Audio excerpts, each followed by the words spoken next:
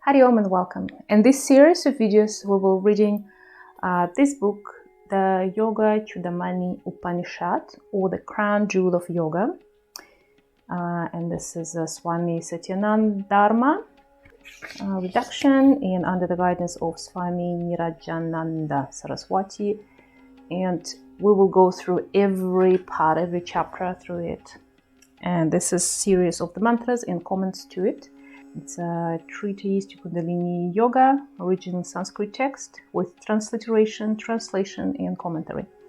And I'll try to make it every part one about 10 minutes video. And if it's a little bit too much, I'll have to, some of the mantras quite big, so I have to cut them in series of videos. And I will read it through and kind of provide a little bit of my interpretation or comment as well. In the beginning, there's a lot of text about introduction. What is an Upanishad? It's a very good introduction to history of Vedic, Tantric culture, Vedic timeline, Vedas, Upavedas, what are they, and so on. So if you're interested, I'm not going to cover this in this series.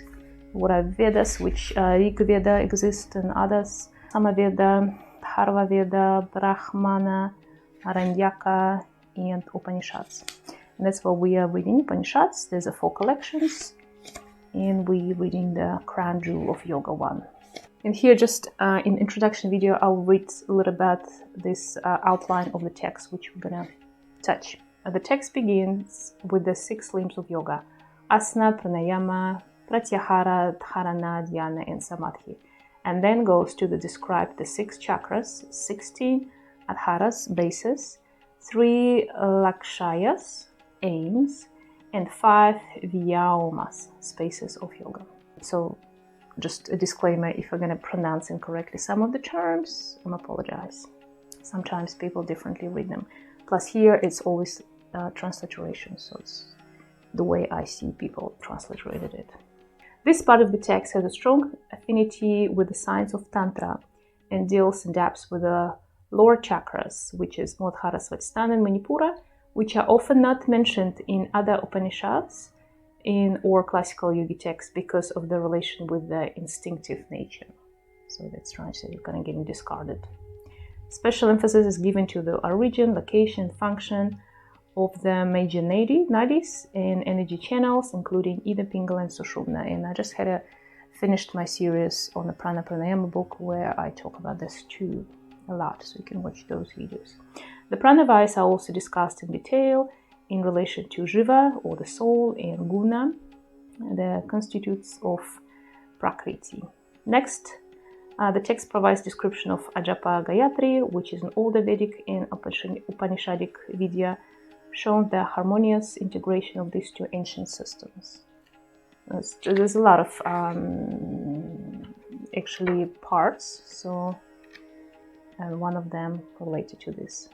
So together we have 121 mantras. So I'm kind of ambitiously will try to go through all of them, maybe. So let's finish the introduction.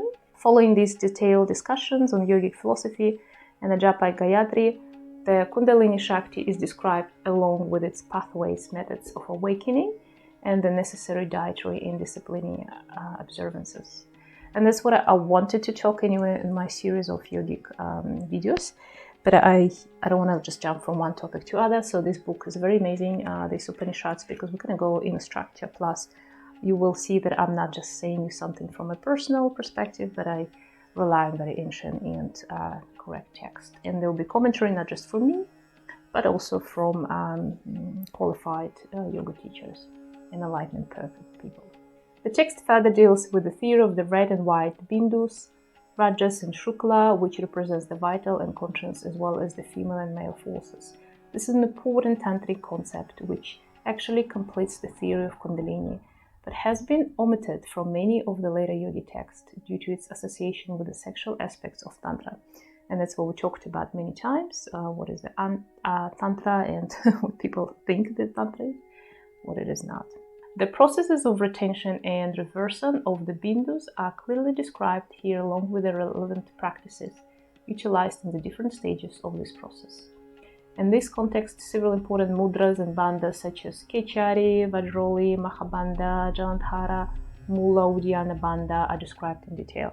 So this is something which I've been talking before about Pranayama. We talk about Akashas and all other stuff in my videos and spiritual awakening, this kind of stuff, but never touched on actual practices. So I'll be very happy to do this here. At this point, the text takes a more Vedantic turn and discusses the states of consciousness in relation to pranava or Om, and how Brahman manifests in the form of pranava. The meaning and symbology of pranava are described in elaborated detail in accordance with the Vedantic system of philosophy and practice. This discussion further points out the relation between the three major deities, the three shaktis of power, and three lokas or dimensions of existence, with the three letters A-U-M, which is Aum, comprising the Om mantra. The importance of pranava as an upasana or meditative discipline, which leads the practitioner into the subtle sphere of Nada Yoga, is further explained along with the benefits. After this, the text again takes a different turn. Pranava is followed by discussion of the importance of the control and retention of prana, which result in longevity, and that's what have all my 20 video series before. In order to control and retain prana, the practice of pranayama is necessary. Here, the methods of pranava, pranayama, chandra, beda, surya beda, nadi, shodhana, and kumbhaka are described along with the particular esoteric significance and forms of concentration, which are not found in other yogic or Upanishadic texts. Finally, the texts draw to a close with further discussion of the limbs of yoga, their benefits and progression, bringing it back again to the topic on which it had begun. By this time, however, the reader has become a participator in the yogic process and not just an intellectual observer. And that's what I invite you to.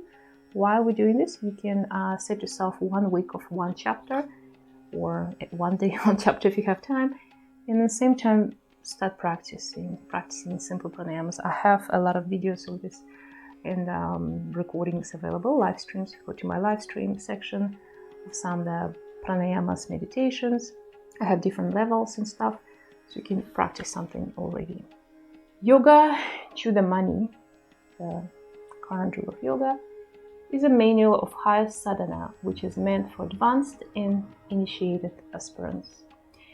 It delineates the ancient path of Kundalini awakening in its origin in pure form, before the proliferation of more modern yogic literature.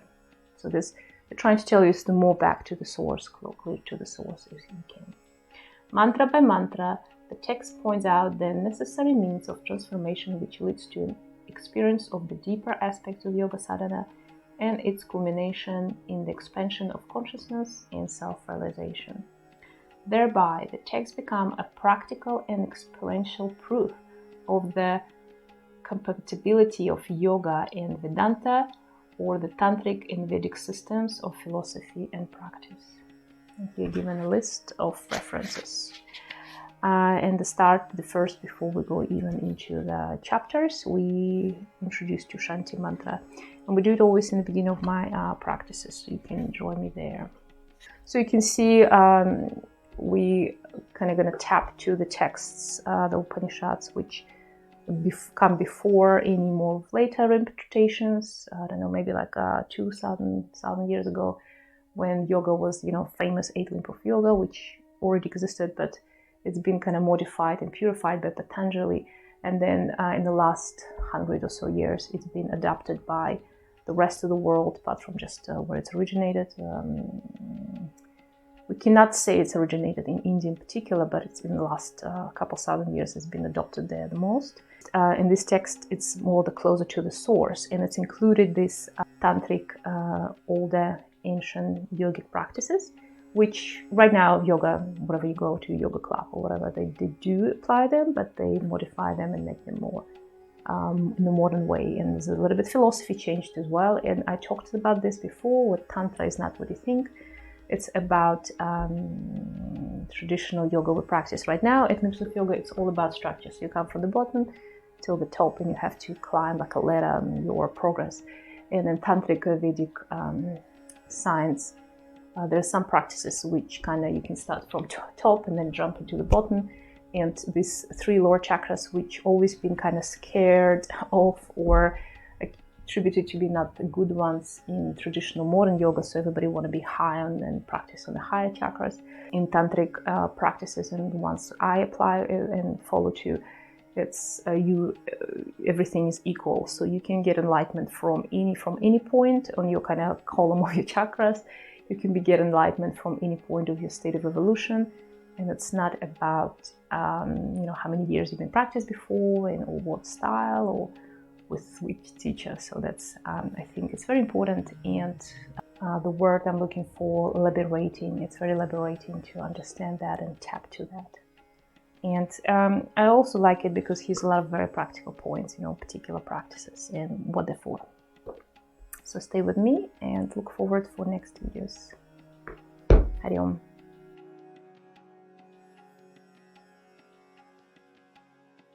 Hari Om, let's start with the first chapter, or they call them here mantra 1.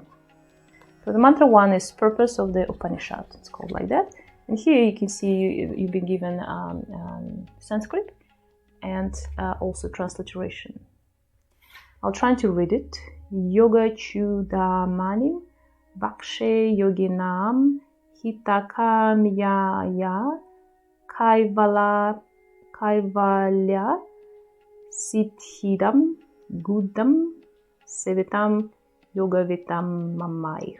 And here's the translation of each of the term. What does it mean? And you always understand there's always different interpretations, different words you can interpret it with. Translation is: for the benefit of yogis, I gave out the crown jewel of yoga. It is a secret or doctrine which gives the power of emancipation, and it's practiced by those who are well versed in yoga. So in reading the first script, it's embedded that it's quite advanced practitioners. It's been given as a gift, and it's the crown jewel of yoga, and it gives you the power of emancipation, and it's basically liberating practices which we all should practice. And there's a commentary, so it's never a big one. I will read it and then I will discuss it. Commentary. The literal meaning of Yoga Chudamani is the crown jewel of yoga. This text is one of the Yoga Upanishads that describes the esoteric principles of yogic science. The purpose of this Upanishad is to indicate the process of self-evolution through the path of Kundalini yoga. Mere intellectual concepts lives nowhere in yoga. Practice is necessary, and the techniques referred to in this text must be mastered with the guidance of a competent preceptor or guru. Only those aspirants who are initiated and have established themselves in the preparatory and basic stages of yoga can practice the esoteric aspects of yoga. The mantra dictates that only those aspirants who are already established in yoga will be following the instruction of the Upanishad. Therefore, the doctrines presented here have been termed as secret. That's the explanation why it's a secret doctrine. The esoteric aspects of yoga cannot be understood or applied by the average mind. They are accessible only to those aspirants who progressively go through the higher stages of yoga and ultimately attain kaivalya, or liberation, that's word. In the process of awakening, the aspirant evolves from one stage of practice, perception, knowledge, and perfection to the next. So here they do say the purpose of Upanishad, and traditionally, through the many thousands of years when people practice yoga, in the ashram system, how it works, it's a very specific way how the teacher gives the practices to the aspirant or the student. And traditionally, you have to kind of like prove that you're worthy. So you go through a lot of, just doing the chores around the ashram before you even start doing any practices of yoga. In today's world, anybody can pay money to any guru on this planet, I believe, who are available, and they can share the deepest secrets of the highest esoteric practices to them.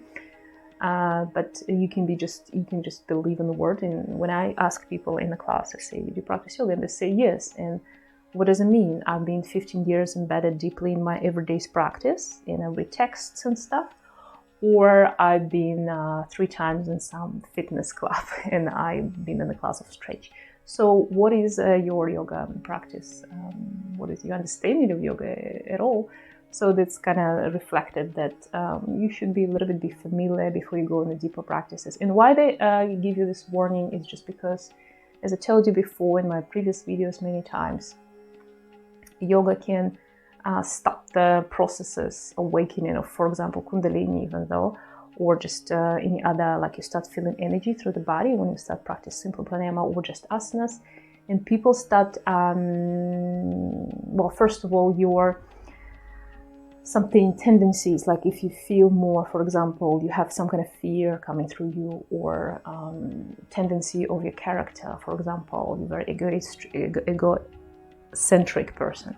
And if you have such an impulse of the energy coming through, and you didn't like practice well enough, and you cannot control this energy, you will start draining it through something which not, well, for example, your tendencies. For example, I don't know, you like sophisticated tastes and food, and you have now so much energy, you have more energy to get even more sophisticated taste of food, you get even more sophisticated and complicated, and you start indulging yourself even more. That's very rough, but that's what I'm trying to explain. It could be something on different levels of your aspects as well.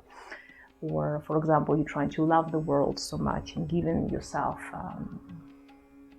to everybody around, and then you start doing it more and more, and sometimes it will cause a very negative effect on people's life, so they deplete their energy, and they might even get depression or even sickness from that. So that's why we, as a yogi practitioner, we're always trying to figure out where the practitioner is in his life, with his tendencies, of his emotions and mental busyness or mental tendencies. And we're trying to balance it out through the practice. And only then, when you balance out, you can start divert this energy into your stage-by-stage enlightenment of your brain, as I say, or Kundalini rising. Enlightenment of the brain is kind of same thing, like a mirror itself. And only then these deeper practices will become efficient and beneficial. Yeah? And you can see it around yourself, and some famous yoga teachers, or not even famous. You can see what it's too much energy. Like if you give to the poor, they say, for example, somebody win the lottery ticket, $1 billion, and it can cause problem in their life rather than benefits. Not always, but tendency is quite apparent. So that was the first the mantra, and we'll see you in the next video. Hari Om.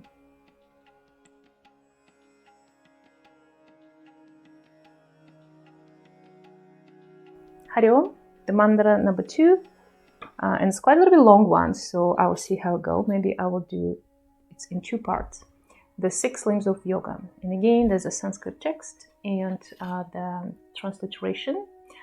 Asanam pranasam vratam Pratyahara Dharana Dhyanam Samadhiretani Yogangani Bhavanti Shat. So, if I didn't read it correctly, many aspects affected that. So, translation is Asana, Pranayama, Pratyahara, Adhara, Dhyana, and Samadhi are the 6 limbs of yoga. Pretty simple. So, we looked at some of them as we have time. We'll continue. So, the commentary are: for the aspirant who is established in the path of yoga, Abhyasa we call it, the continual practice. So if it's not just like you're going for once a week for the gym, but it's something you do every day or every other day, and more on a spiritual level, so some kind of pranayamas, meditations also. So that's it's necessary. Aspirants who establish in the path of yoga is necessary. Abhyasa. Abhyasa provides the means to constantly evolve in the spiritual path.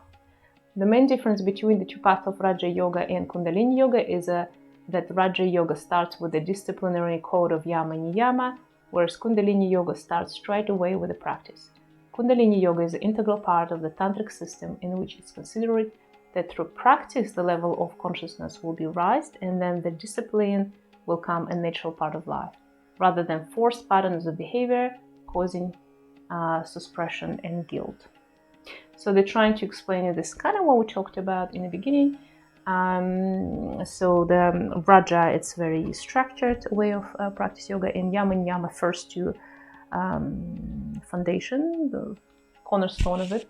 Yama and Yama, it's the not violence and respect towards yourself and towards the others. So there's many aspects there.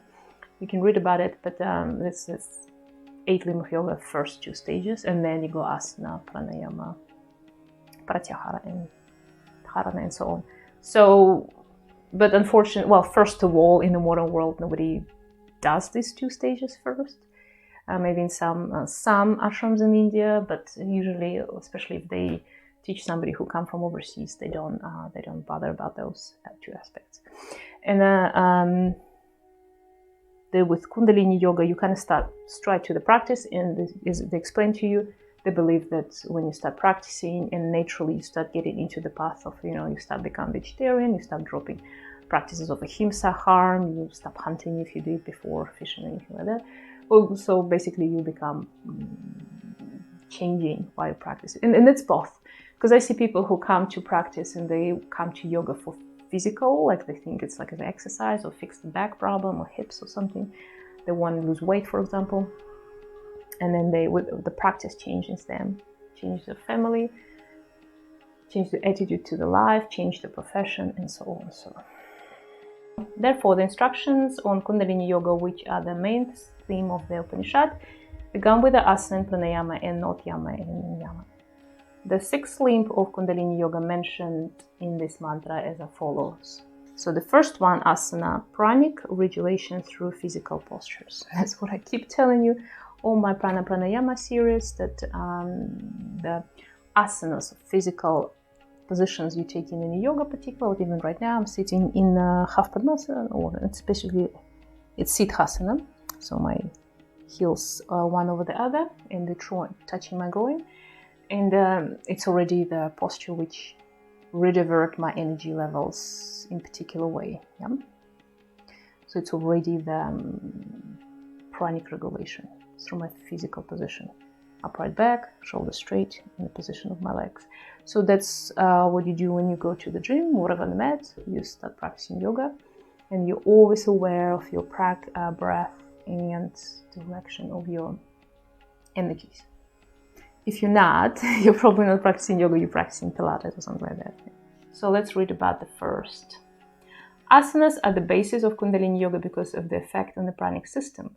They help to regulate and balance the energy throughout the body by removing energy blockages in the pranic channels and stimulating the chakras or energy centers located at different points along the spinal column. And not just spinal column, as I told you before. Accumulation of toxins, tensions, and stiffness in any part of the body cause blockages of energy and imbalance of the entire system. Asanas are designed to systematically remove these obstructions, and in this way they prepare the body for the awakening of the pranas, chakras, and kundalini as a result. There are 2 main categories of asanas, dynamic and static. In the context of the Upanishad, as well as other texts dealing with higher practices, asana refers to a posture which is meant for meditation. Sage Patanjali has described asana as a posture in which the body is able to remain steady and comfortable for duration of time. To attain success in sadhana, the practice, the body must be steady, comfortable, and tension-free. Sadhaka is required to maintain a state of physical harmony. Sadhaka is somebody who practices, yeah, so that the mind can be focused without any external distractions. And that's absolutely what I tell you from practice to practice, from video to video. The purpose of the asanas, cleansing the channels, you become more aware of your pranic channels and energy centers. At the same time, you're preparing your body to sustain long in a sitting position for your meditation. Yep. Because the first thing people have a problem when they come to my yoga class, for example, they cannot sit for long. The last 15 or whatever, half an hour, if we have bigger class, or 15 minutes of meditation pranayama, for some people could be quite a torture. It's a torture. They can't even sit 2 minutes in any cross-legged upright peg position. And we put blocks, we put cushions, bolsters, and they still are not as comfortable. So for these people, we start practice yoga on physical level, asanas. So let's look for second part, it's the pranayama. Pranic expansion through manipulation of the breath. There is a subtle connection between breath, prana, and mind. For this reason, yogis initially instruct the aspirant to control the breath before attempting to direct the mental forces and awaken the pranic body. Pranayama is mastered in 3 stages. Awareness of the breath. First, you just become aware that you're breathing and you inhale and exhale. Second, manipulation or control of the breath. So you make it a little bit longer, retention of the breath, and so. And third, expansion of prana. So you do it actually through the awareness and control of your breath. Because prana is the breath. In the preliminary stage of pranayama, awareness of the breath is engendered and the breathing is made regular and rhythmic. As the breathing is synchronized, the energy flow is harmonized and the mind becomes peaceful. After attaining this initial awareness, control of the 3 aspects of the breath, puraka, inhalation, rechaka, exhalation, and kumbhaka, retention, is developed through further techniques. In this way, the energy channels are purified and balanced in preparation for pranic awakening. Control of breathing leads to expansion of prana, which is the culmination of pranayama. Pranayama harmonizes the physical systems and keeps them in good health. It keeps the body light and free of toxins. Pranayama practice eventually leads the practitioner to master over the mind and senses by awakening and directing the force and flow of prana. So it's very true actually. And for purification and awakening of prana throughout the system, there are 21 pranayama techniques, all of which are not described in any literature. These techniques should be learned from a proficient teacher or guru who can access and observe the requirements and attainments of the aspirant. Well, that's what they say in Upanishad. But these days you can get those practices. I get maybe some written, but majority of practices I received through my guru, through my teachers, and you can see them in the texts. So that's the pranayama, this very good paragraph, and basically this commentary very self-sufficient, and this, if you watch my videos, it's more in detail, I go into that.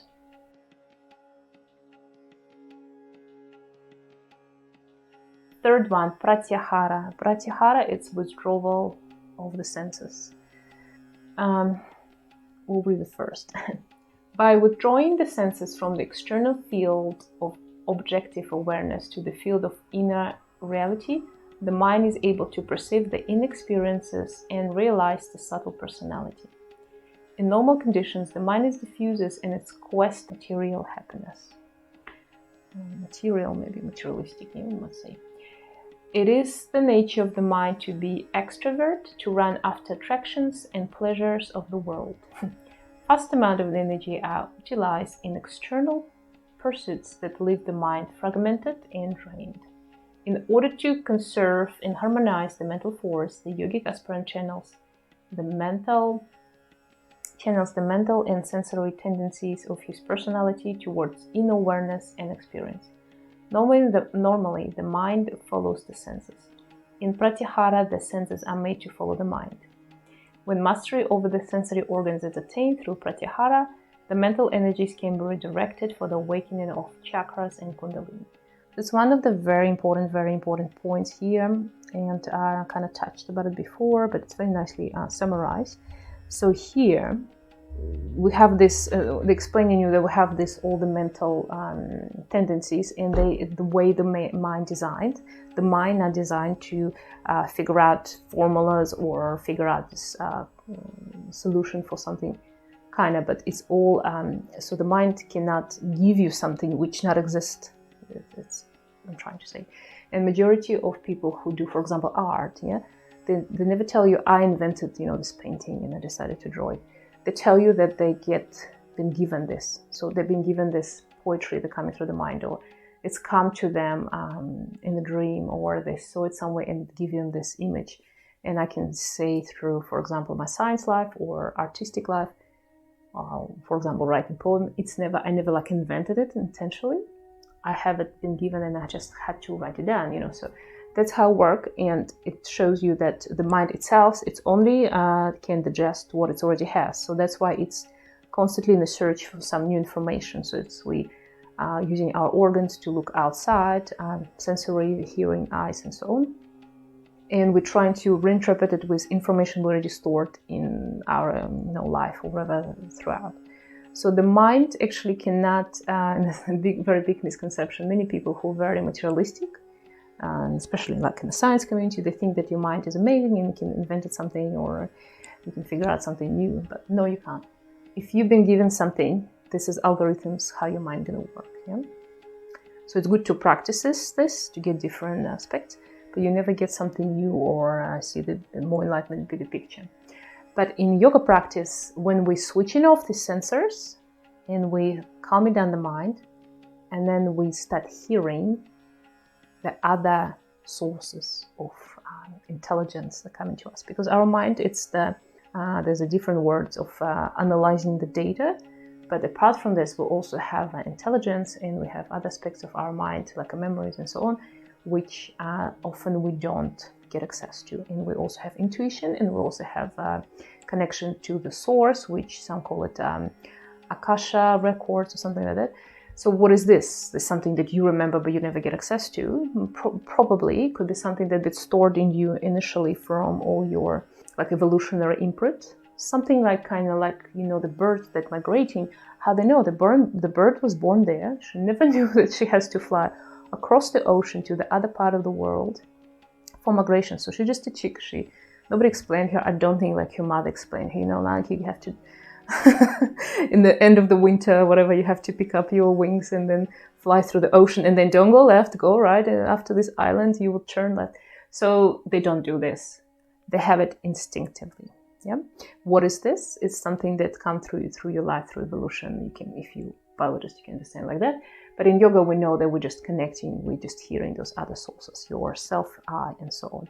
So here, Pratyahara, it's the very first stage when you learn to not be driven by outside sounds and visions or whatever, in your mind, not get distracted constantly by this, like your monkey mind, but you start hearing the source of true information.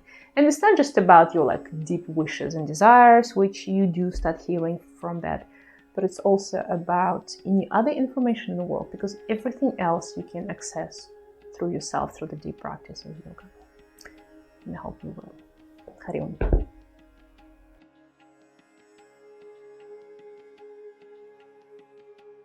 Hari Om, and let's look for the second mantra, last three parts of it. So we did look in Pratyahara. Next one is Dharana, fixing the mind upon one single object or idea. So that's your next stage after you follow 8 limbs of yoga, after you withdraw from senses, we're trying to challenge it to the one point. And usually, as I know in practices, it doesn't so much matter what it is. It's about technique rather than what you focus on. You know what I mean?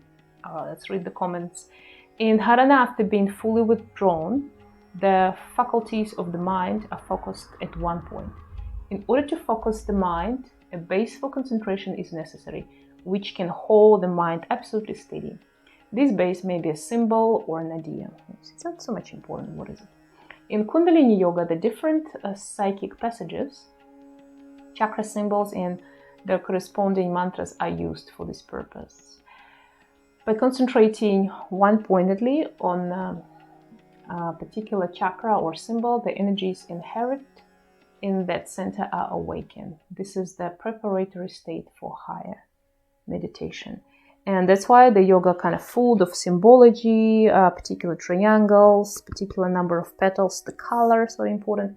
And although you don't have to know them, and I always say symbology is very important, she helps us to tap to this deeper, as I say, knowledge which embedded in us through our previous lives, through evolution, through genes, through everything like that.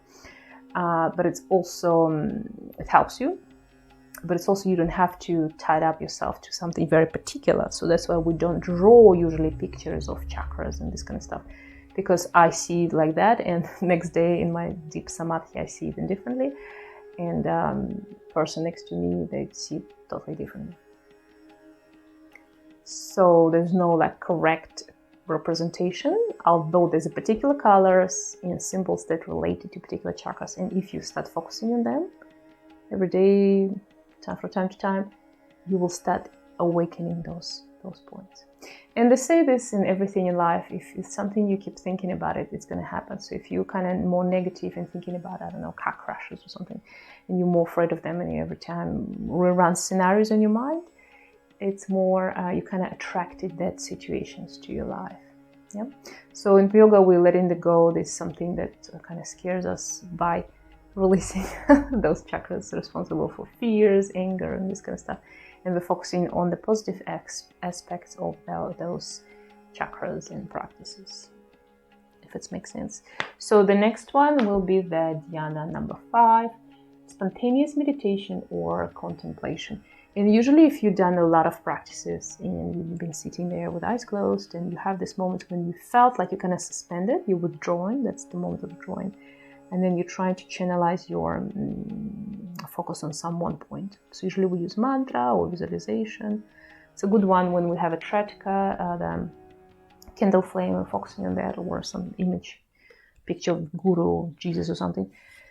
And for the split of seconds, sometimes you have this absolutely like your awareness fully channelized, like the world kind of dissolving, and you kind of stay in this like immobile. You become like you stop the time, like in the Matrix movie, you stop everything, and in the bullet it was flying, and then it stopped in the moment. So you kind of felt something like that. That's how it's react. And it's not like your mind doesn't exist. So you still have thoughts coming through the seal, and there will be thoughts like, oh my God, what's happening? These kind of thoughts. So we cannot fully switch off our mind. If we do so, it's mean we're totally unconscious or not in this body. So don't aim, and that's what I see with many people. They all their life they're trying to switch off the mind. That's not what we're doing in yoga. So next, the state of fusion is experienced between the practitioner and the object of contemplation. This state results in uninterrupted flow of consciousness, which becomes expansive and does not remain confined to one region or object or perception. In Dharma, awareness is fixed at one point. In Dhyana, the field of awareness becomes more extensive and luminous as the Kundalini awakens and an energy field expands beyond the normal boundaries. So this is really something you definitely feel like something happening, the continent starts shifting, that's how I can explain. And the last one, 6, Samadhi. So this is Samadhi, the state. People say, I'm meditating, I'm in Samadhi. If you're in Samadhi, there's a very particular things happening with you. And you cannot say you're in it if you haven't experienced it. Probably you experience some Pratyahara. More often people have this like sense of suspension, what I told you, or first stage of Dharana or Dhyana. Samadhi, the transcendental state of equanimity. Here the consciousness is free from the individual identity, which it retains in Dharana and Dhyana, and attains the superconscious state. This state arises with the ascent of Kundalini to Sahasrara, the crown chakra, where it is merged with unqualified universal state. Samadhi is the culmination of all religions, philosophies, and yogas. Many names and terms have been given to the state, like self-realization, liberation, nirvana, kaivalya, moksha, and so on. The names are different, but the state is one and the same. So it's in everything like that. It is an experimental state which must be realized by the aspirant internally and cannot be conceptualized or intellectualized. It is an experience of self-realization and inner attainment. And that's what I'm telling you. You can think about these things a lot, trying to understand logics, ask the other people what they experience in that state, but will not bring you to that state. By that, you have to practice yoga, actually. And it might take you years, decades, it might take you a lifetime to get there. It might take you a week or a day. Some people get into Samadhi without even realizing it's happened through some kind of disturbance in the life, unusual circumstances, Akashas and stuff like that. Many people describe how they live in the bodies and see themselves, this kind of stuff. So it's all part of that. And as they say in this commentary, it doesn't matter how you call it, that's the one state. There's a stages of Samadhi, how deep you go, how there's a lot of stages, I don't know, 10, 20 or more, some people describe. But essentially, it will be always your personal experience, because you can always get till the one point just in a split of a second, or it can take you very, very long way with a lot of stages. So don't be discouraged or encouraged. Just stay detached from all of that.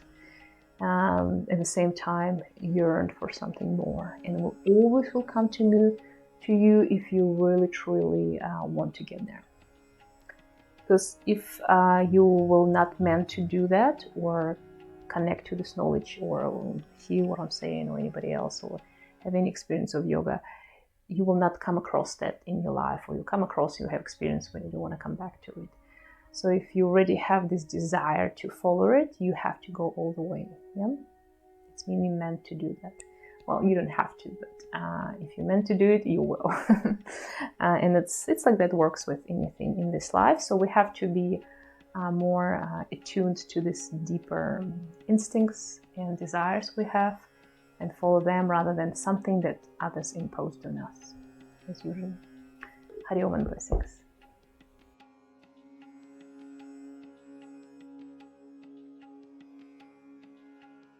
Hari Om. The next mantra is mantra 3 and 4-8. It's called Psychic Physiology, and there's quite a lot of points, so we will do it in several attempts. So I'll try to read at first the Sanskrit mantra. Ekam Siddhasanam Proktam Dviteyam Kamalasanam Chatkaram Shodashadharam Trilakshyam Yama Panchakam Swadehe Yona Yanati Tatsa Siddhi Katam Bhavat. Probably it's not as correct. I try my best. So translation will be like that. The first asana is Siddhasana, the adept pose, and it's actually the one I do sit right now in. The next is Kamalasana. So it's a Padmasana or the lotus posture. So it's the one which you do know. I was sitting in that one. Yeah? How can one attain perfection if one does not know the 6 psychic centers, the 16 supports, the 3 aims, and the 5 Akashas within one's own body? So we're going to go through all of these aspects in our commentary. Commentary starts like that. This mantra mentions 2 classical postures, Siddhasana and Padmasana, which I consider it most important for meditation because they lock the body in a steady balance in upright position. So in this position, Asana Siddhasana, I talk about this a lot in my previous talks again, the importance and what we actually do it physically, so we look at this here again. With practice, these asanas can be maintained for a long period of the time without strain and discomfort. Sometimes when people start practice yoga, they cannot sustain the Padmasana, for example, more than, I don't know, even a second. But some people naturally can sit in these asanas without any strain. But this asana is very good to sit on a block, actually. So if you sit on a block, you probably should not sit in your Padmasana. That's what I will do, I'll sit in Siddhasana. However, the more we start not just practicing asana, but the more you start releasing these energetic blockages in the body, the more your Padmasana become much easier to stay with. Meditation requires the spinal column to be straight, and few asanas fulfill this condition. Further, in advanced stages of meditation, the aspirant loses body awareness and conscious control over the muscle structure of the body. Thus, the meditative asana needs to automatically hold the body in a steady posture. Regarding these 2 meditation postures, Swami Satyananda Saraswati has said, without adopting a secure and steady asana, one cannot progress in meditation. The steadier you are in your asana, the more you will be able to concentrate with one-pointed mind. And let's look on this point. So what they're saying here, and I had, when I started doing like deeper practices at some stage, there was a moment when I was worried that I wasn't worried that I cannot sustain an asana. I was worried that with the experience that you have, you might kind of drop down, fall down. And what the magical, the moment you stay in Padmasana, for example, or even Siddhasana, and you go in deep meditation, you go into these deeper states when you're losing, as they say, the control of the body, you kind of have this like energetic seal, so happens, and your body preserved in this position for a longer time, and you feel more comfortable. So, and what I found when I practice, then when you assume this position, when you feel kind of disbalanced or lost, your body very fast align itself in a way so you feel one more present again. So sometimes for me, I just need to sit on the floor and take my Padmasana, for example, take my locked first and index finger and align my spine. And the moment you do this, energy straight away flow correctly, and the legs locked. And if you feel this absolute dramatic release, especially if you have a very hard day communicating with people or going somewhere, doing something physical, standing a lot and walking a lot, so when the energy kind of by gravity just drain down or drain out for communication and you're exchanging it with community or whatever. And the moment you lock yourself, you kind of tie the knot energetic from Apano, this wind that moving our energy down through the legs, which is very good and important for our life, but when it's too much, you will feel this balance. And then you're reversing the energy and you have absolutely straight spine. And I found it only sitting in Padmasana or Siddhasana, you can attain absolutely straight spine. And this position, you don't even want to slouch, if you have more or less, healthy hips and stuff. You kind of naturally would want to extend. And then you don't have to hold automatically the spine straight and the head aligned. If you find perfect balance when you chin aligned, slightly down, slightly back, so the neck is long, so you're not too much collapsing or too much forward, and perfectly aligned, shoulders soft, and the back absolutely straight, then your body will seal in this position, and no matter what's happening with you, you might even fall asleep maybe, you will not gonna fall down or collapse. Because it's like an energy, electricity current. If you ever seen two wires loosely lie around the house, but sometimes the moment they find themselves, if you ever try to disconnect from electricity current, it's so hard. So that's why it's so dangerous. If somebody touches the circuit, you get this pull and you cannot remove the hand. It's hard. It's like it's draining you. There's all these electrons running. You have the current. It's just physics happens. All electrons running through you and through this whatever current, and it's hard to remove you. And then the person who comes save you, for example, rescue, they might get locked in this kind of chain of reaction. And it's very hard to remove yourself from electricity current. So people use a wooden something to pull yourself away, so break the current. The same would experience when you go deeper in yoga practice. So you start practicing pranayama, I start having these energies sealing my body in the position. So it's not as hard the moment you get your nice position and start practicing. And it's actually opposite. It's have the positive feedback. It helps you to get into your state faster. I'm telling you this from the personal experience. In Kundalini Yoga, these two meditative postures are used because of their effect on the psychic centers. In sustained practice of Siddhasana, the lower centers of Muladhara, Svadhisthana are stimulated and the vital airs in the region, which normally flow downward, that's what I said, and are rechanneled to the higher centers in the brain for spiritual awakening. So we're just reversing this flow, energy going down, up. And in the Pranayama series of videos I do, What is Yoga, we talk about Apanavayu in more detail. In Padmasana, there is no direct stimulation of the lower centers. However, sustained practice balanced and aligned the nadis of energy channels and open Sushumna Nadi, the pathway of Kundalini, which connect all the psychic centers from Muladhara to Sahasrara, thus deepening the meditative experience. Both of these postures activate the chakras and Sushumna passage, redirect the energy to the brain, which enables deeper concentration and develops awareness of the latent psychic faculties. Regular practice also facilitates the experience of the Akasha, or special dimension of the mind. Akasha, it's translated as just like a space like 3D kind of in understanding the space. And that's exactly a summary of what I said about this activation of the chakras. So when I'm in Siddhasana, actually I do activating, I kind of heel pressing, supposed to press onto your groin, and you're activating those two lower chakras. Muladhara, sitting on it, and Siddhasana, you're activated by pushing into the pubic bone, and for males, a little bit different. And then in Padmasana, the idea is your heels blocking the energy flows down through Apana Vayu, but all the channels and Sushumna opening up, and the energy starts flowing up. And that's exactly what you feel after, as I say, after a hard day. You sit down, and straight away you see the flow, and it's all aligned. Hari Om.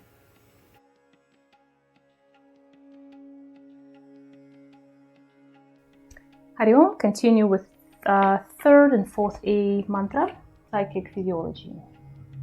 Along with adopting a steady posture as an aid to meditation, this mantra also emphasizes the need to develop subtle awareness of the chakras, or psychic energy centers that are located in the body, which represents the pathway of evolution. Each chakra is a vortex of vital, conscious, elemental energy around which our individual being takes its material form. The chakras act as energy transformers, stepping down the psychic energy for use by the organs and parts of the physical body, as well as the switches for the latent faculties of the brain. Concentration on the psychic centers while performing asanas and/or other yoga practices opens and activates these energy flows, facilitating the experience of higher planes of consciousness and energy, which one is normally unaware of. The chakras are further described in the following mantras. And further, we will in more detail talk about them. So the chakras, that's what they emphasize. You have to be aware of them. And as they say, this is quite an important sentence in this commentary, that each chakra is a vortex of vital, conscious, and elemental energy around which our individual being takes its material form. So rather than I have my body and then around my body we have these chakras formed. Like if you think about, I'll give you an example like I gave you in the previous talks as well. I talked about this, about magnetic field around our Earth, geomagnetic field. So we have the Earth, we have the core, metal core spinning there. And it's created this electromagnetic particular current around our Earth with the poles, and the energy flows like that, yeah? So as we talked about electricity, we have usually electricity goes from minus to plus and one current flow. But when we have a sphere, like our planet, for example, and you rotate, yeah? That's the way that the electromagnetic energy field around electric current align itself. And you probably studied it in the physics in school, yeah? Elementary physics first. Years of physics, you should have been done those type of experiments. And similar with the body, but then it's mean if I have a body, how some people understand and approach the chakras. I have my body and I have this whatever energy centers, which my nerves passages, and then I have my organs, and around them I have these chakras created, kind of, and they consider them as something maybe more mystical, and well, mystical it's mean like it's not existed, something mythical, yeah, rather than mystical. Mythical, which something probably there, but probably not, and we just assume it's there. We made it up and put it on our physical body. And in a way here it's explained in how you will experience through your practices, so you probably already did, that the chakras is something that come before you got this physical body. So this is like an imprint on which we build up our physical body, and often our physical body represents very, very clearly what's happening on these energy levels, where it's come from, what the story of it was before your rebirth here in this life, and all the tendencies already imprinted in this in your body, the chakras levels. And through the life, they do change, and we experience some fears or some life experiences we receive. They're affecting the way some chakras get blockages. Sometimes lifestyle can cause worsen physical body, and the chakras affected, or opposite, energetically or mentally. We're blocking our energetic field first, and then it's affecting our physical body and disease coming out. So I talked about this in detail as well in the chakras course and in my previous videos. So you should see that in this ancient scripts, it's been saying that this comes first, rather than first physical. And we have time to look in the next paragraph. The consciousness is to be rotated through these centers. Next, the mantra mentions the necessity of realizing the 16 Adharas, which are the physical supports or basic foundation that the body is dependent on for balance, motion, interaction, and experience. In certain practices of Pratyahara, knowledge of the Adharas and concentration on them is used to internalize the awareness. Traditionally, the 16 Adharas have been identified as the main physical supports: toes, ankles, knees, thighs, perineum, genitals, navel, heart, base of the neck, throat, tongue, nose, eyebrow center, forehead, top back of the head, and crown. That's a pretty straightforward.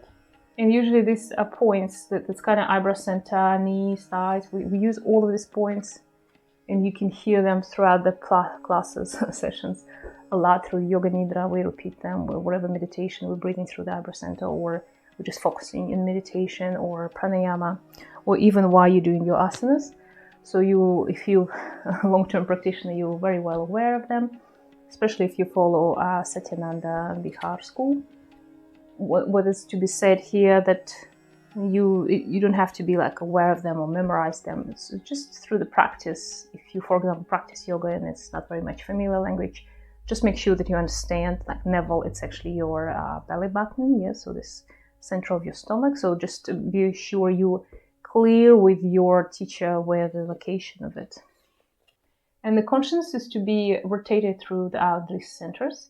This rotation explained in Pratyahara is the gradual withdrawal of consciousness from all the external senses of pain and distraction, which keep it tied to the gross material world. So the sage Yankovalkya has instructed his disciple Gargi to develop awareness of these adharas and rise the prana through these centers from the toes to the crown. The consciousness has to ascend from toes to crown and then descend from crown to toes. And Swami Satyananda Saraswati has also instructed yoga aspirants to perfect the experience of the adharas throughout the practice of Yoga Nidra, a technique of Pratyahara which is evolved and expounded. And this is exactly what I just said. The Yoga Nidra is one of the beautiful or important part when you can practice in. And sometimes if you're very new and we're not very aware of your body, it's like if I ask you become aware, for example, right now of your toes, people might be very obscure, and in the mind they're thinking about totally different places. So it's a very good way in the very beginning, you just touch your toes and create connection with your brain. So close your eyes and touch your toes, for example, and create connection of pubic bone or your belly button. Just touch it and become aware of it, and then release, and then come back to it without touching. So recreate this sensation. I do this a lot in my practice with Brahmadya. So not many people can be aware of this point. You're aware of it, but you have to not just visualize it, or you have to physically feel it through the practice. So I'll say, bring awareness to your eyebrow center, and people kind of bring here. It's very hard. So the very good way is to bring the finger, touch, even press, so you're going to feel it hard, and then release, and you feel this residue sensation, and just trying to stay with this sensation. The moment you will, through your practices, do this, and you become better and better with feeling your body sensations mentally. So right now, pubic bone, and I absolutely feel it. And then heart space, toe, left toe, big toe, right ear, so you have to do it in your mind very fast. So you kind of bring awareness there and you feel it. Sometimes we can even awake the energy in that point, make it hotter, colder, or just, whatever, without touching it. So master this through your practice, and Yoga Nidra is one of the best for it. And then when you do some more sophisticated Kriyan yoga practices or meditation, it will push you faster to your state. Hari Om.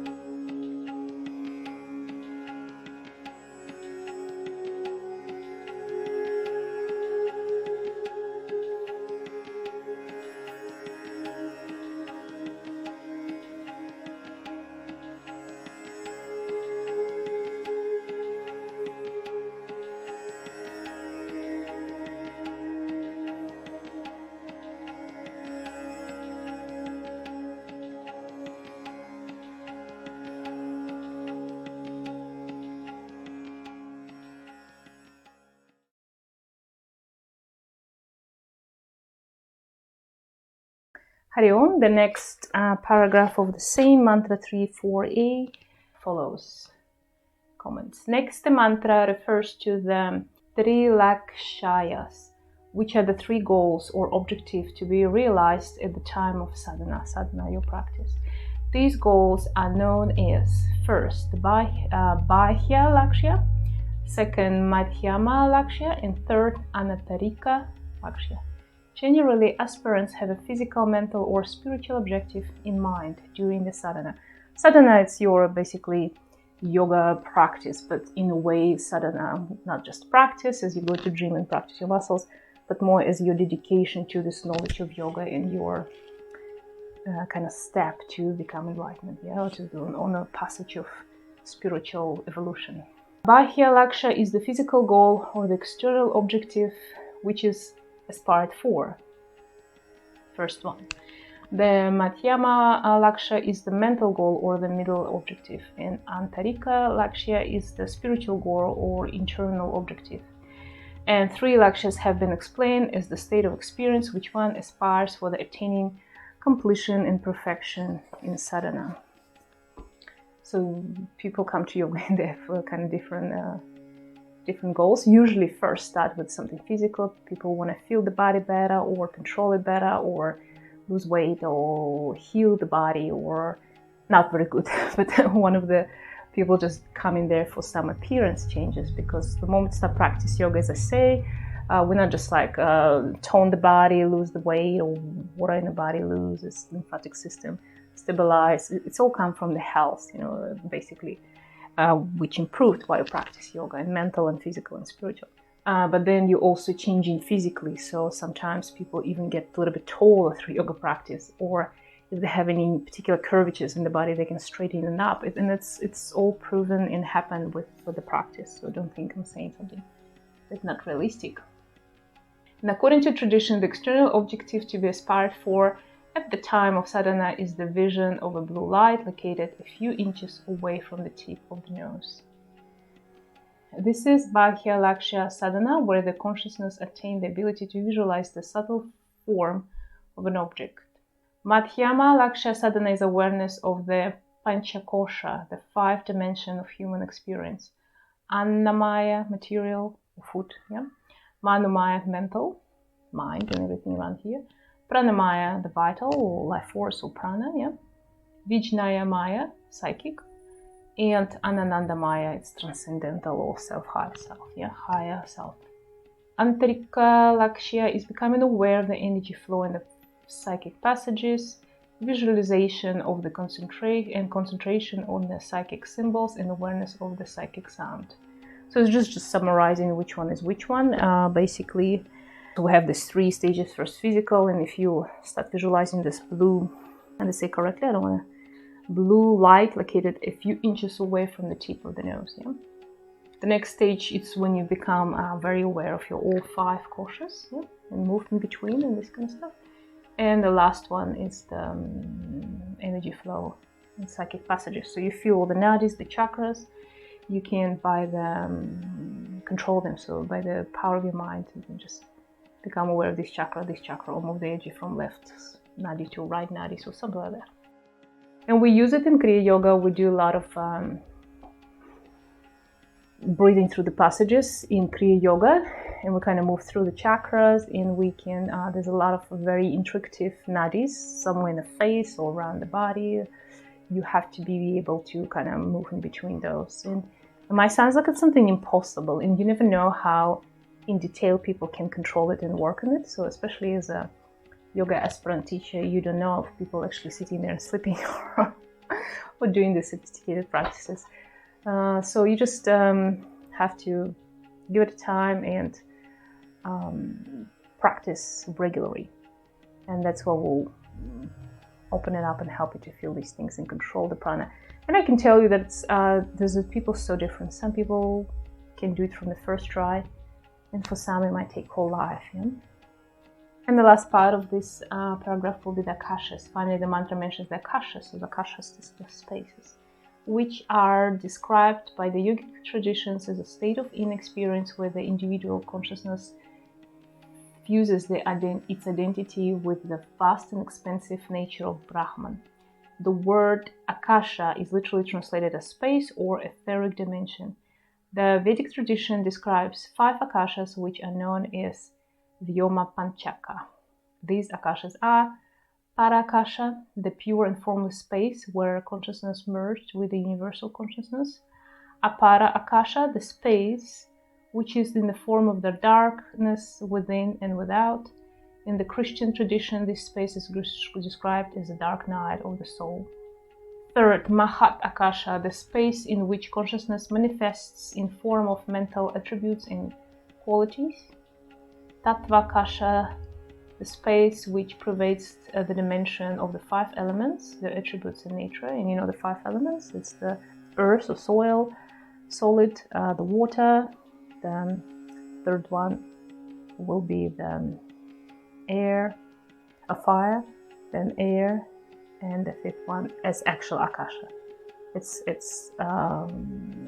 Akasha of, we call it ether, or some people call it metaspace maybe, or ether or something like that, yeah. And the 5th is Surya Akasha, the space in the dimension of the cognitive faculties. So let's just describe it as 5 Akashas, and I think that's pretty sophisticated, so you can more or less understand what it's about.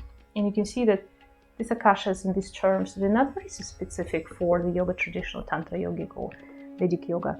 They coming through different other religions or Christianity adopted. So these things which you can look in the mythology, I don't know, Irish mythology or something like that, and they're describing similar, like there's elements, there's this, that, there's 5 elements or 3 elements. So if you look on the Chinese medicine or Chinese knowledge, there's a chi is prana, yeah, this energy, and we have passages through the body, and they're almost one-to-one matching basically the nadis and chakras. So it's all kind of more or less universal, just different terms and words.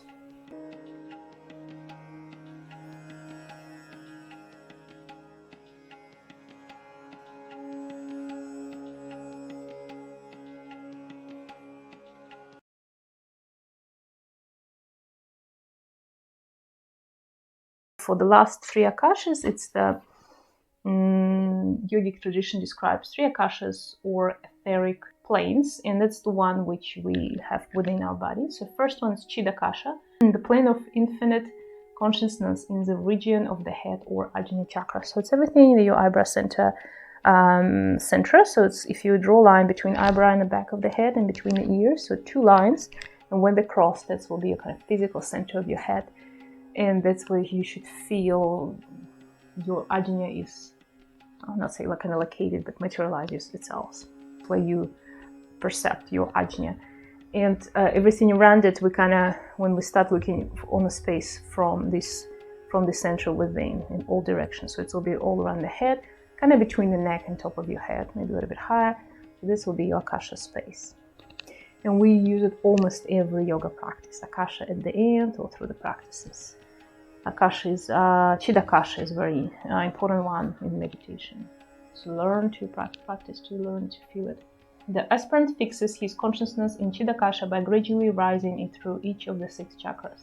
In Chidakasha, the effects of Pratyahara, Dharana, and Dhyana are experienced and realized. And that's what I say, meditation usually deeper stages, so always come back here.